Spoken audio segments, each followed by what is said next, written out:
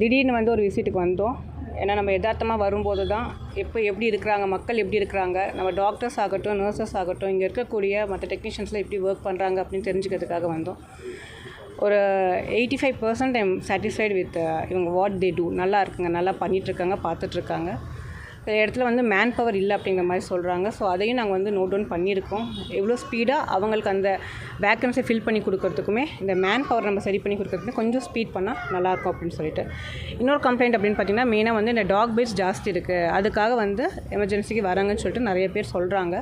நம்ம வந்து அதுக்கான மெடிசன்ஸ் இங்கே வந்து கொஞ்சம் கிடைக்கிறதும் சரி, அதே மாதிரி கொஞ்சம் வேஸ்ட் ஆகுதுங்கிற மாதிரி சொல்லியிருக்காங்க. நம்ம அதை இன்ஸ்டெட் ஆஃப் நம்ம வந்து இந்த ரீஃபில்லிங் மெடிசன்ஸ் அப்படிங்கிறத விட டாக் பைட்ஸை எந்த அளவுக்கு நம்ம மேனேஜ் பண்ணலாம், ரொம்ப கண்ட்ரோல் பண்ணலாம் அப்படிங்கிறதுக்கு வந்து என்ன நெசசரி ஸ்டெப்ஸோ அந்த ஸ்டெப்ஸ் எடுக்கலாம் அப்படின்ட்டு இருக்கோங்க. மற்றபடி வந்துட்டு இந்த பிரசவ குழந்தைகளுக்கான இந்த மால் நியூட்ரிஷன்ஸ் இல்லாமல் ஃபுட்ஸு, சப்ளிமெண்ட்ஸு இது எல்லாமே வந்துட்டு கவர்மெண்ட் சைடு நல்லா தான் கொடுத்துட்ருக்காங்க. அதில் சின்ன சின்ன லேக் எங்கே இருக்குது அப்படிங்கிறத நாங்கள் பார்த்துருக்கோம். அது கண்டிப்பாக வந்துட்டு இந்த நாளடைவில் நம்மளுக்கு சரி பண்ணி கொடுக்கலான்ட்டு இருக்கோம். எக்யூப்மெண்ட் வைஸ் ஏதாச்சும் தேவைகள் கேட்டிருக்காங்க? இங்கே இல்லைங்க, எக்யூப்மெண்ட் வைஸ் எதுவும் கேட்கல. லெபார்ட்டரியில் வந்து சில டெஸ்ட் வந்து ஜிஹெச்சுக்கு அனுப்புகிற மாதிரி இருக்குது. பட் அது வந்து ஃப்ரீக்வெண்ட் தேவைகள் இங்கே கிடையாது, இங்கே தேவை இல்லை அப்படிங்கிற மாதிரினால ஜிஹெச்சுக்கு அனுப்புறதே வந்து போதுமானது அப்படின்னு சொல்லியிருக்காங்க. மார்க்கெட் அவங்க என்ன மாதிரி தேவைகள்?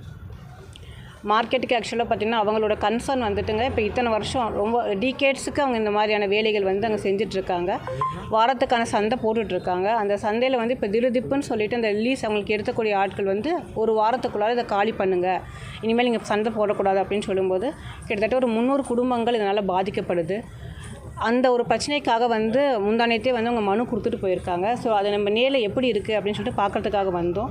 வரும்போது பார்த்திங்க அப்படின்னா மெயினாக இந்த கார்பேஜ், சீவேஜ் இஷ்யூஸ் வந்துட்டு ரொம்ப எக்கச்சக்கமாக நம்மளுக்கே அந்த ஒரு சகிப்புத்தன்மை அப்படிங்கிறது அங்கே வரமாட்டேங்க. நிற்கிறதுக்கு ரொம்ப சிரமப்படுறாங்க, ரொம்ப கஷ்டமாக இருக்குது.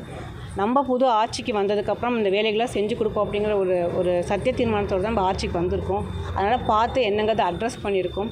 கொஞ்சம் பொதுமக்களும் நம்மளோட கொஞ்சம் சப்போர்ட்டாக இருந்து, ஆஃபீஸர்ஸும் சப்போர்ட்டாக இருந்தால் நம்ம அமிக்கபுளாக இதெல்லாம் கொண்டு போகலாம் அப்படிங்கிற தாட்ஃபுல்லாக இருக்கும். டாக்ஸு பைட்டு கம்மி பண்ணுறதுக்கும் டாக்ஸை கம்மி பண்ணுறதுக்கும் என்ன மாதிரி நடவடிக்கை எடுத்து போகிறீங்க? இப்போ கார்ப்பரேஷனுக்காகட்டும் பஞ்சாயத்துக்காகட்டும் அந்த இன்ஸ்ட்ரக்ஷன் கொடுப்போங்க. ஒரு அவேர்னஸ் ப்ரோக்ராம் மாதிரி கொடுக்கலாங்க.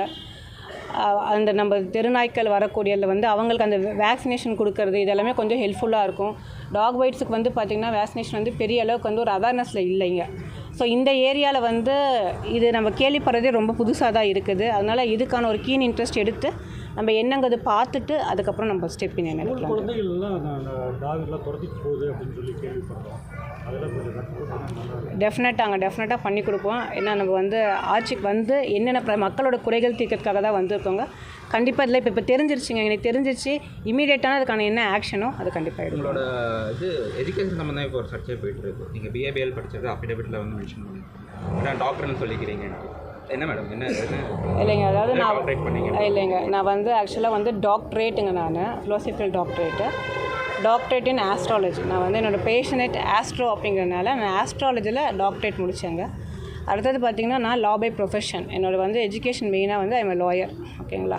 அது என்னோடய பேஷன் அப்படிங்கிறதுனால அதில் வந்து டாக்டரேட் பண்ணியிருக்கேன். So people use to mention, நீங்கள் டாக்டராக இருந்தாலும் சரி, அதாவது வந்து என்ன சொல்கிறதுங்க, மெடிசன் படித்த டாக்டராக இருந்தாலும் சரி, டாக்டரேட்டாக இருந்தாலும் சரி, டாக்டர்னு தான் மென்ஷன் பண்ணுவாங்க. அது ஒரு புனை பெயர் ஆகிடுச்சு எனக்கு. டாக்டர் கனிமொழி சந்தோஷ்னு கூப்பிடல. அடுத்தது வந்துட்டு நான் அந்த ஹெல்த் ப்ரியாரிட்டி நிறையா இருக்கிறதுனால என்னோடய வீடியோஸ் வந்துட்டு மேக்ஸிமம் ஹெல்த் பேசிஸில் இருக்குங்க. அதன் ரீதியாக விஷயங்களை வச்சுக்கிட்டு நான் வந்து டாக்டர் அவங்க வந்து இந்த மாதிரி ஒரு சர்ச்சை கிளப்பிட்டுருக்காங்களே தவிர நான் பேசிக்கலி ஒரு லாயருங்க. அந்த ஆஸ்ட்ராலஜியில் டாக்டரேட் முடிச்சிருக்கேன். வீட்டுக்கு இப்போ மறுபடியும் அவங்களுக்கே வந்து கொடுக்குற மாதிரி இருக்காங்க இல்லை? அதாங்க இன்றைக்கி தான் நம்ம பார்த்துட்டு வந்திருக்கோங்க. டிஸ்கஷன் முடிச்சதுக்கப்புறம் என்ன அப்படிங்கிறது கண்டிப்பாக சொல்லலாங்க. அவங்க மக்களுக்கு வந்து மக்கள் சஃபர் ஆகாத விஷயங்கள் என்னவோ அதுதான் எங்கள் அரசு கண்டிப்பாக பண்ணி கொடுக்குங்க. அதனால் கொஞ்சம் எனக்கு இந்த ஒரு டைம் கொடுத்தீங்க அப்படின்னா என்ன அப்படிங்கிறது சொல்லுவேன்.